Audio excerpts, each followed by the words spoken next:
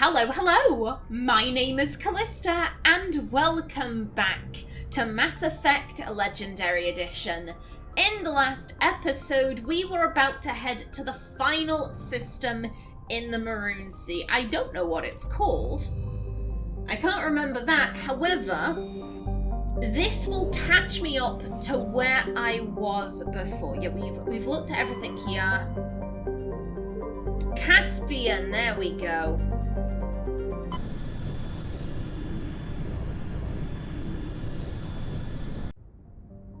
Okay, yeah, let's have a quick wee search. Nothing there, okay. Klotanaka is a large but low-density terrestrial world with an atmosphere of nitrogen and carbon monoxide. Its crust is composed of sulfur with unremarkable silicates. Occasional deposits of heavy metals, usually the result of meteor strikes, dot the surface. High-speed winds, powered by the hot blue star Caspian, present a constant hazard. Atmospheric entry is hazardous, and EVAs are discouraged. Orbital period, 124.7 Earth years. Radius, 7,810 kilometers. Day length, 19.7 Earth hours. Atmospheric pressure, 0.73 Earth atmospheres. Surface temperature, 92 Celsius. Surface gravity, 0.78 G. Heavy metal surveyed. Scans from orbit have detected a small deposit of iridium. Thank y'all.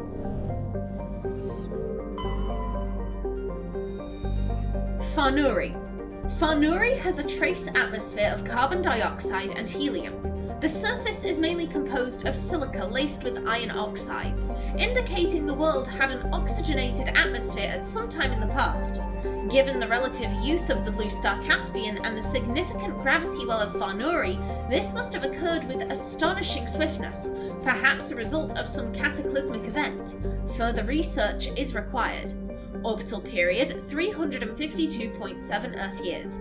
Radius, 8,968 kilometers. Day length, 67.8 Earth hours. Atmospheric pressure, 0.00 Earth atmospheres. Surface temperature, negative 98 Celsius. Surface gravity, 1.2 G. Heavy metal surveyed. Scans from orbit have detected a large deposit of gold.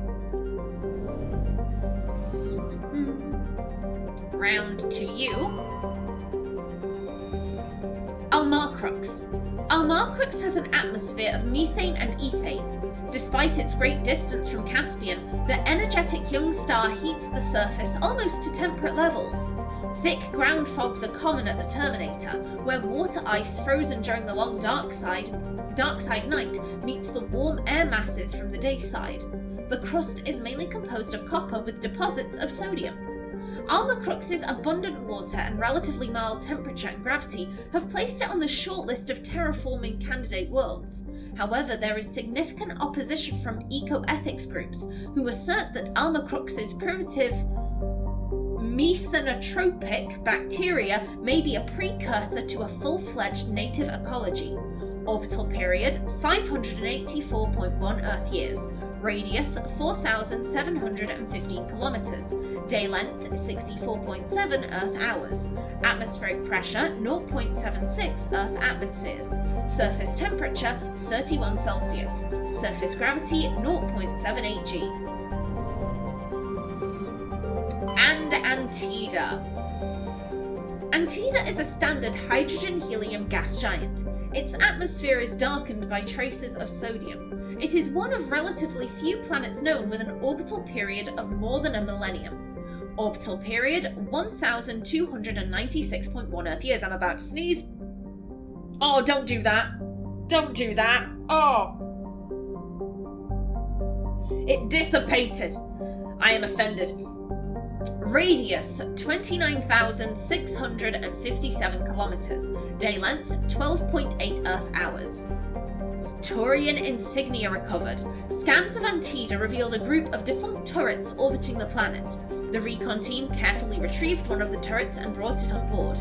Tali dismantled the weapon and found it was marked with a Carthan outpost insignia. Thank you. Okay. And Yeah, I did read that. Okay, on to the MSV Cornucopia. The Cornucopia is a Kowloon-class modular conveyor of human design. While obviously adrift, the Cornucopia is not broadcasting any distress call. Registry ex-solar shipping Sol. And I believe I brought you two on board. Now get your guns out. Get your guns out.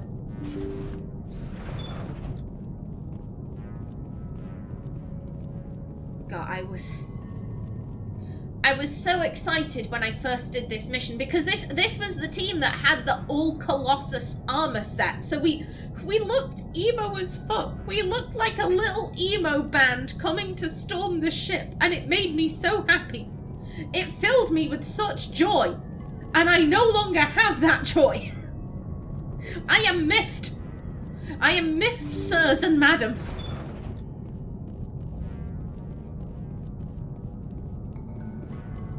Yeah, we can't go that way. Okay. Okay. Yep. Yep. It's all one big room. Okay. Yeah, let's go this way first. Come on, Yep.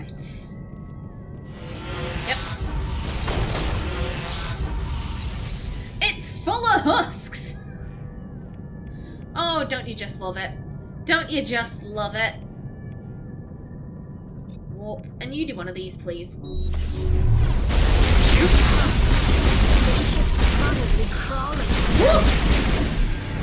worry about survivors, then. You came out of fucking nowhere. Jesus.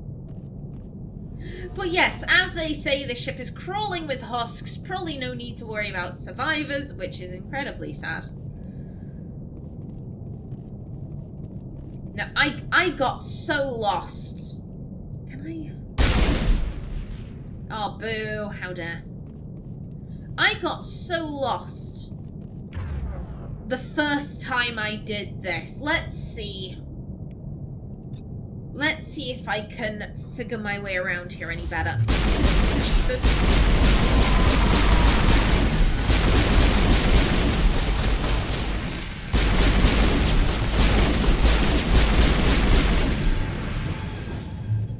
Okay. Okay. Remember to breathe, Callista. Remember to breathe. Don't be so paralyzed by the fear that you stop breathing.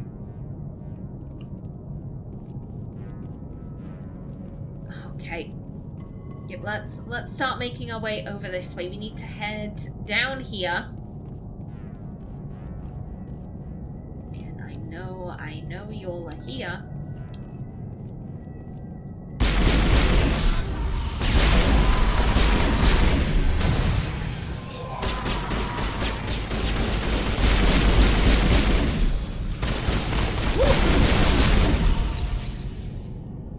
Flipping it.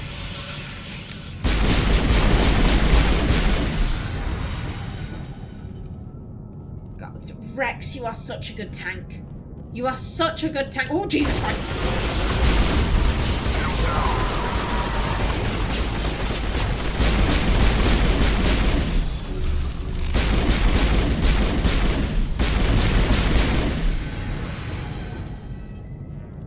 Okay. Okay. Now then, I don't believe there's any loot in this room, or at least none that I found when I was originally here. But still, I'd rather check and make sure so that I don't miss out on anything than just assume my memories are correct. Okay, yeah. Let's keep heading up. Hello. Okay. Throw and overload.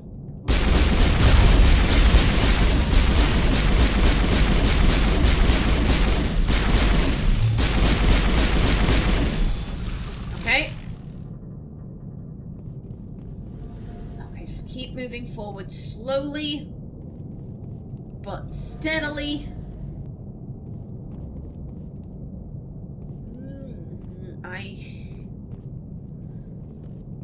I remember being trapped in very close quarters. Oh, Jesus! Jesus Christ. Where the fuck did you come from? Where the fuck did you come from? I am outraged. Let's go. Hello.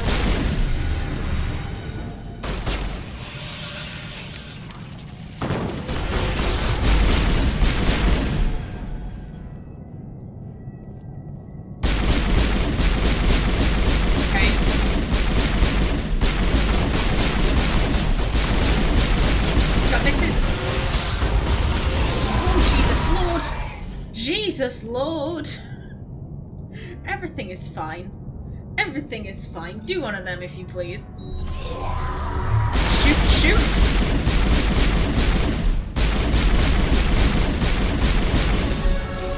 There we go. I was about to say I got a level at some point during this particular fight. Way. Okay, before I forget. Yeah, I went more into first aid. I think that's far more useful for me. And Rex. Ooh,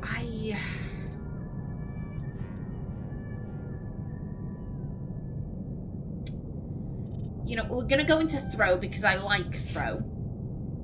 And for you, we're gonna go into damping because I like damping. Okie doke. Let's see. Oh, Jesus Christ, I'm stuck. Run, bitch.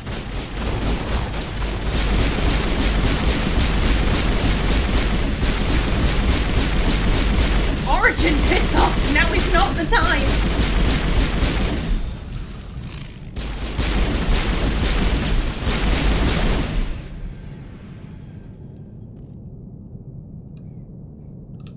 I feel very lost. I don't remember that area.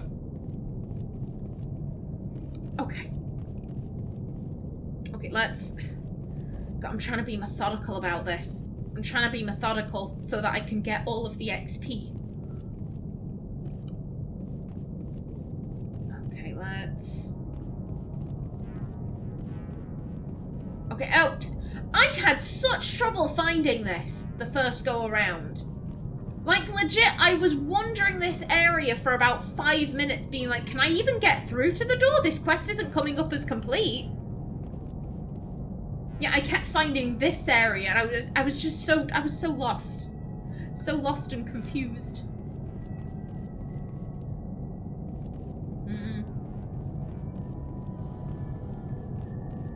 Okay. Okay, but it looks like we have cleared this area out. Good stuff. Good stuff. Okay, open up.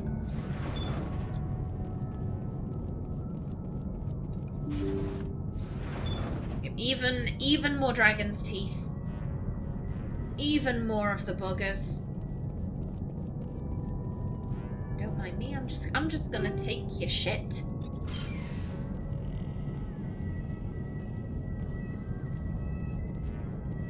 And through door number 2, we have more dragon's teeth, to be expected.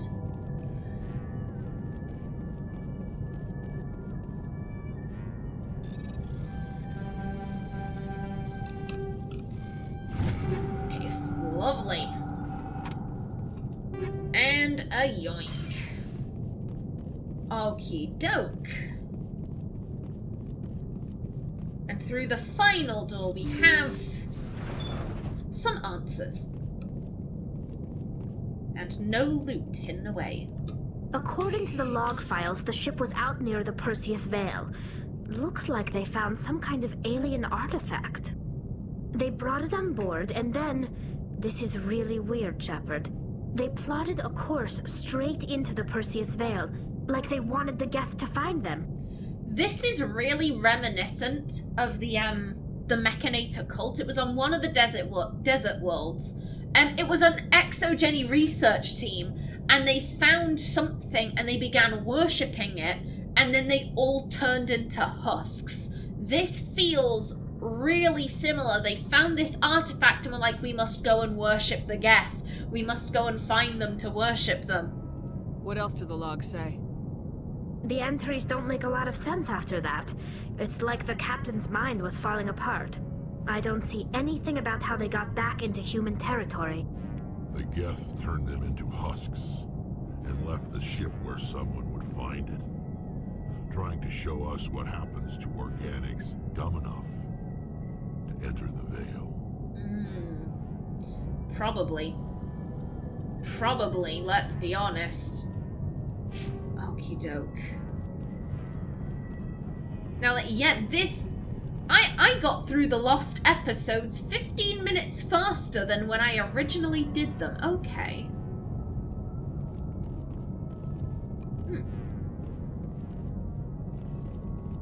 Now then, here's what I'm thinking. I think what I'm going to do, I'm gonna head to another system, I'm gonna read the planetary descriptions, and then I'm gonna, you know, head back into the Normandy, and then in between episodes, I'm gonna sort out my inventory, because that's something I want to do ASAP. We have a lot of, you know, good armor and new weapons, and I want to make sure that everyone is using the best equipment they can.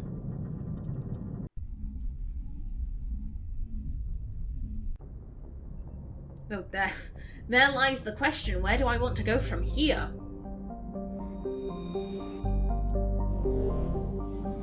Okay, away we go. Yeah, that is the Maroon Sea done and dusted. Yeah, so from here on out, the Let's Play is once again blind. That was all I did in the lost episodes. Just those 3 locations.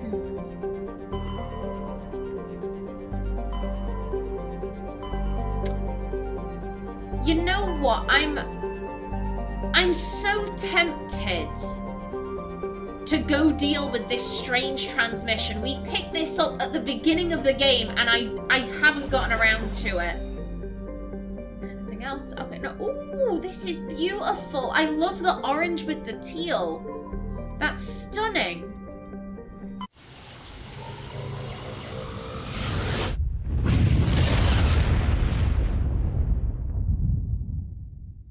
Message coming in, Commander. Big surprise, the Alliance needs you again. Shepard, this is Admiral Hackett with Alliance Command. We've got a mission for you. An Alliance officer named Major Kyle has set up a small compound in the Hulking Eta cluster. He's attracted a number of followers, mostly biotics. He's become an outspoken critic of the Alliance, and we believe he's mentally unstable. This could be trouble, Shepard.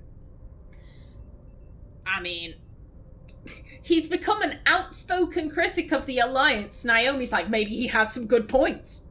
Maybe the Alliance is responsible for creating trauma. My trauma. Thresher's.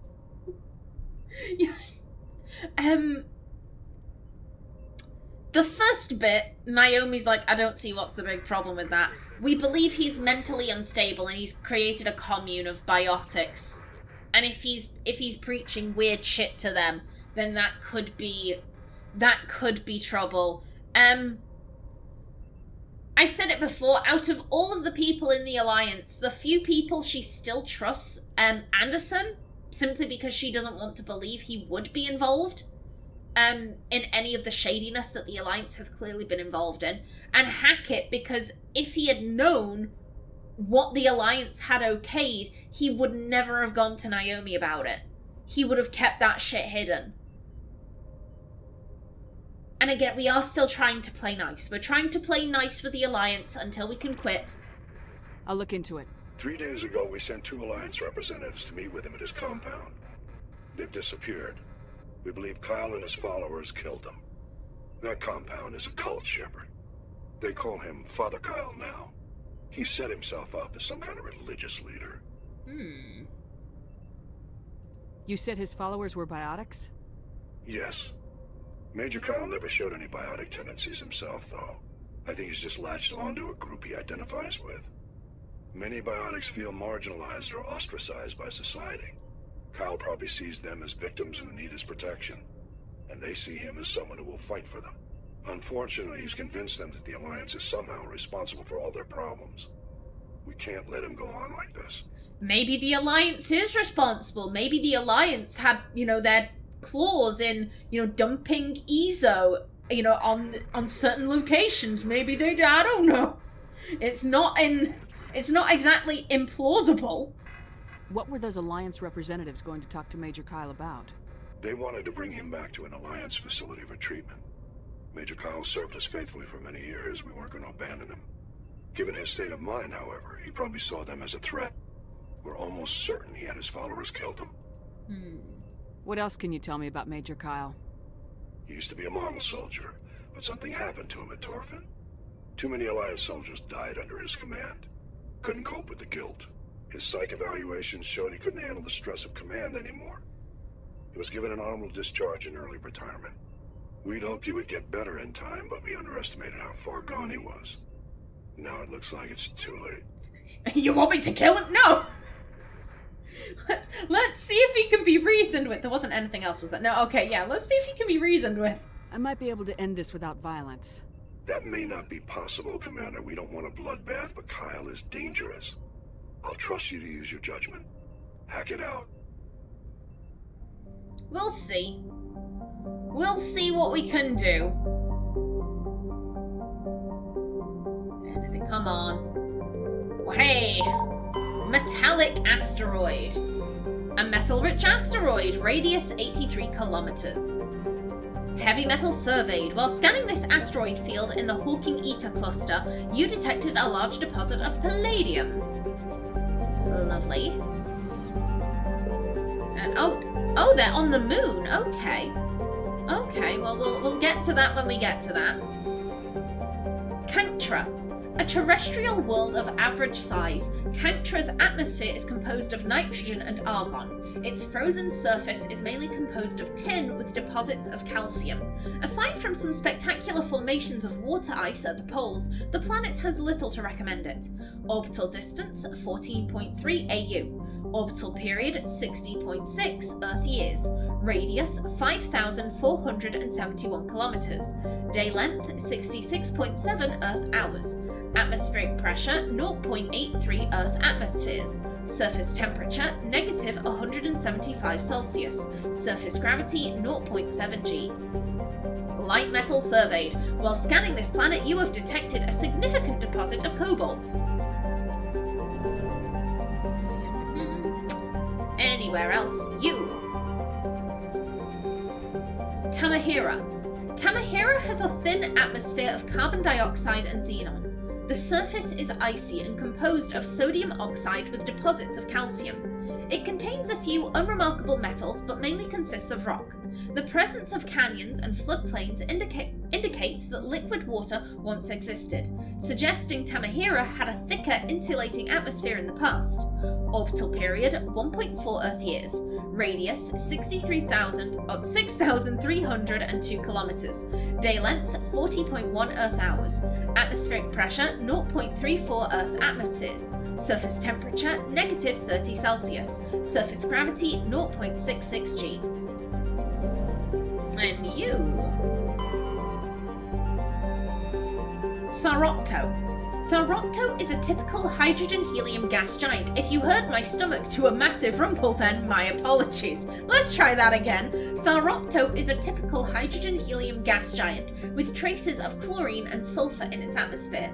It has over 100 moons and an extensive ring system composed of pulverized rock, presumably the debris from shattered moons. Orbital period 128.2 Earth years. Radius 68,714 kilometers. Day length 17.5 Earth hours. Medallion recovered. While scanning the planet Tharopto, you discovered a tiny moon with some odd readings. Further scans by Chief Engineer Adams revealed a destroyed escape pod. Your salvage team recovered the components and found a League of One medallion. Lovely. Okay, can we... Yeah, it doesn't look like we can check out the planet. Pressrop. Pressrop is the moon of Clendagon. It is a frigid, barren world with an extremely thin atmosphere of carbon dioxide and ethane. The crust contains plentiful deposits of heavy metals. The Alliance has opened bidding for the moon's mineral rights, but exploitation will be complicated by the system's proximity to the 5 kiloparsec ring around the galactic core. The ring is an area of intense star formation and too dangerous to safely travel. Pressrop's landscape is a nightmare of jagged, overlapping ridges and geological shock zones created by some ancient disaster.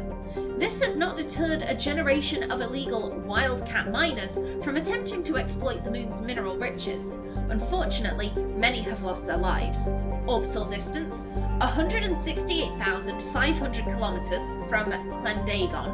Orbital period: 10.8 Earth days. Radius: 4,113 kilometers. Day length: 10.8 Earth days. Atmospheric pressure: 0.1 Earth atmospheres. Surface temperature: -73 Celsius. Surface gravity: 0.88 G. And we are gonna leave that right there. Yes, good stuff. Okie doke. Now then, let's head down to the garage. That is not the way to the garage. It's down this way.